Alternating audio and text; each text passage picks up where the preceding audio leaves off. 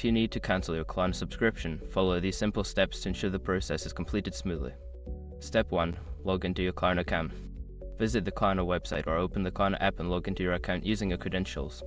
Step 2. Navigate to account settings. Once logged in, look for the account settings or profile section. This is usually found in the menu or under your account name. Step 3. Find subscription information.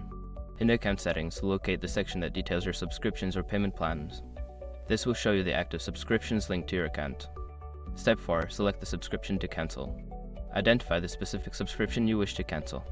Click on it to view more details and find the option to cancel. Step 5. Confirm cancellation.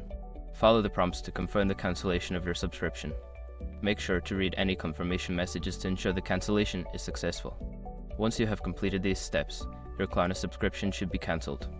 If you encounter any issues, consider reaching out to Klarna's customer support for assistance.